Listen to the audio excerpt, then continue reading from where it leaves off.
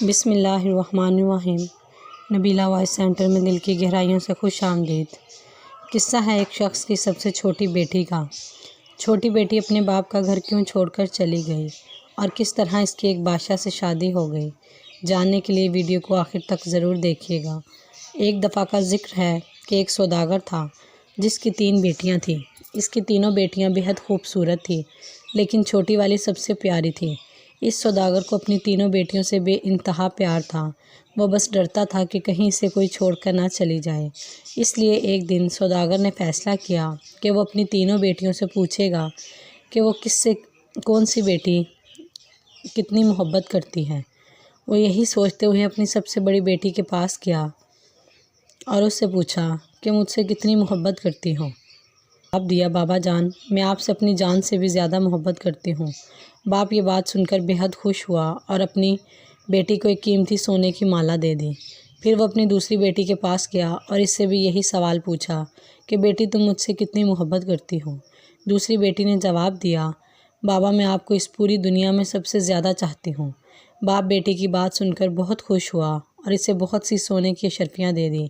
اب سوداگر اپنی سب سے چھوٹی بیٹی کے پاس گیا اور پوچھا، بیٹی تم مجھ سے کتنی محبت کرتی ہو؟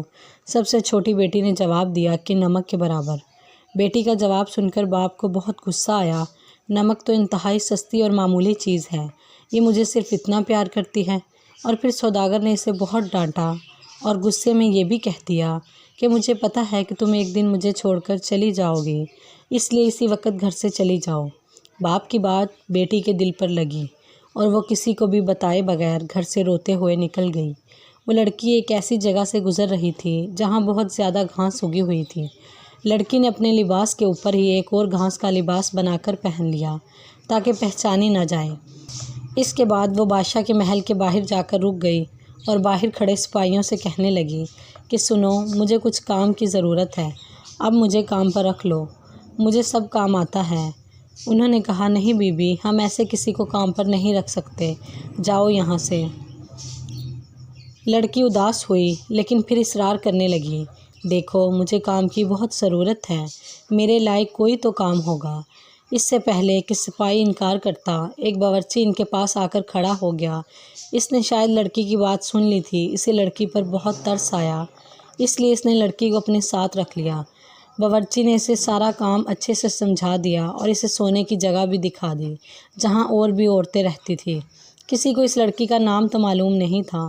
اس کا گھاس والا لباس دیکھ کر سب نے اس کا نام گھسیاری رکھ دیا۔ اگلے دن محل میں ہلچل مچی۔ بادشاہ ایک بہت بڑی تقریب کا انعقاد کر رہے ہیں، اس میں ہر کوئی شریک ہو سکتا ہے۔ تمام ملازم عورتیں اپنے آپ کو سنوارنے میں لگ گئی۔ جب تقریب کا دن آیا تو گھسیاری نے جانے سے انکار کر دیا اور کہا کہ اس کی طبیعت ٹھیک نہیں ہے۔ پھر سب لوگ اسے آرام کا کہہ کر چلے گئے۔ کچھ ہی دیر کے بعد گھسیاری اٹھی اور اپنا گھاس والا لباس اتارا اور ایک خوبصورت سی پوشاک پہن لی جو وہ اپنے ساتھ لائی تھی۔ پھر اس تقریب میں چلی گئی۔ وہ اتنی خوبصورت لگ رہی تھی کہ وہاں تمام حاضرین کی نظریں اس پر اٹھ رہی تھی۔ ہر کوئی حیران تھا کہ اتنی حسین لڑکی کون ہے۔ وہاں بادشاہ کا بیٹا بھی موجود تھا۔ وہ اس لڑکی کو دیکھتا ہی رہ گیا اور شہزادے نے پوری تقریب گھسیاری کے ساتھ باتوں میں گزار دی۔ شہزادے نے کسی اور کی طرف آنکھ اٹھا کر بھی نہ دیکھا۔ پھر گھسیاری کسی کی بھی نظروں میں آئے بغیر واپس محل میں آ گئی۔ اگلے دن عورتوں نے کہا کہ گھسیاری تمہیں وہاں ہونا چاہیے تھا۔ کل بادشاہ کا بیٹا ایک حسینہ پر لٹو ہو گیا اور سارا وقت اسی کے ساتھ رہا۔ گھسیاری نے بظاہر اداسی دکھائی کہ کاش میں بھی وہاں جا سکتی۔ کچھ دنوں کے بعد پھر بادشاہ نے تقریب رکھی۔ گھسیاری نے اس بار بھی جانے کا یہی بہانہ لگایا کہ اس کی طبیعت ٹھیک نہیں ہے، وہ نہیں جا سکتی۔ لیکن سب کے جانے کے بعد اس نے پھر سے ایک عمدہ لباس پہنا اور تقریب میں چلی گئی۔ شہزادہ اسے دیکھ کر بہت خوش ہوا اور ایک قیمتی انگوٹھی اسے تحفے میں دے دی۔ پھر تقریب ختم ہونے سے پہلے ہی وہ واپس محل میں آ گئی۔ دوسری طرف بادشاہ کے بیٹے نے سوچا کہ وہ اپنے باپ سے اس لڑکی کا ذکر ضرور کرے گا۔ اب اگلی تقریب شہزادے نے خود جان بوجھ کے رکھوائی تاکہ وہ اس لڑکی سے مل سکے، لیکن اس بار گھسیاری نہ آئی۔ شہزادہ بہت اداس ہوا۔ بادشاہ کو گھسیاری کے بارے میں کچھ بھی معلوم نہیں تھا، اس لیے وہ پریشان ہو رہا تھا کہ اس کا پتہ کیسے اور کس سے کرے۔ ایک دن شہزادے نے محل کے ملازموں سے सागूदाना बनाने की फरमाइश की। घसियारी को जब ये बात पता चली तो इसने खुद सागूदाना बनाने की ख्वाहिश का इजहार किया। इसे इजाज़त दे दी गई। घसियारी ने सागूदाना बनाने के बाद वही कीमती अंगूठी जो शहज़ादे ने इसे दी थी सागूदाने में डाल दी। अब शहज़ादा मेज़ पर बैठा सागूदाना खा रहा था। जब खा चुका तो देखा कि प्याले में अंगूठी पड़ी है। वह अंगूठी पहचान गया और जल्दी से अपने मुलाजमीन को बुलवाया। मुलाजमीन ने बताया कि सागूदाना घसियारी नाम की मुलाजमा ने बनाया है। फिर घसियारी को बुलाया गया। घसियारी आई। वैसे तो शहज़ादा घसियारी को पहचान ना सका, लेकिन जब घसियारी ने बोलना शुरू किया तो शहज़ादे को इसकी आवाज़ सुनकर यकीन हो गया कि ये वही लड़की है जो इसे तकरीब में मिली थी, जिस पर वो दिल हार बैठा है। फिर घसियारी ने अपना सारा किस्सा शहज़ादे को बताया कि वो महल में किस तरह पहुंची। शहज़ादे ने घसियारी का बादशाह को बताया और इन दोनों की शादी कर दी गई। शादी के बाद एक बहुत बड़ी तकरीब रखी गई। इस तकरीब में सिर्फ शहर के बड़े बड़े सौदागर और अहदेदारों को बुलवाया गया। घसियारी के बाबा भी इस तकरीब में मौजूद थे। खाने का वक्त हुआ तो मेज़ पर हर तरह के लजीज खानों से भर दी गई, लेकिन सब ने खाना शुरू किया तो पता चला कि खाने में नमक नहीं है। घसियारी के बाबा ने बादशाह को मुखातिब करके कहा, इसमें तो नमक ही नहीं है। बादशाह हल्का सा हंसा और कहने लगा कि सिर्फ नमक ही तो नहीं है, बाकी सब कुछ तो है ना इसमें।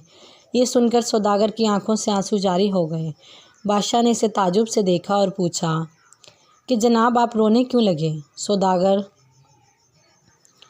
अपनी बेटी की बात आज समझ गया कि खाने में नमक ना हो तो हर चीज़ बदजायका हो जाती है, बेशक इस खाने में और कितने ही कीमती मसाला जात क्यों ना पड़े हों, लेकिन नमक के बगैर खाना कुछ भी नहीं।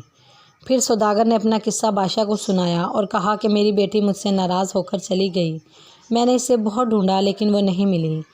मैं इसकी तरफ से बहुत परेशान रहता हूँ।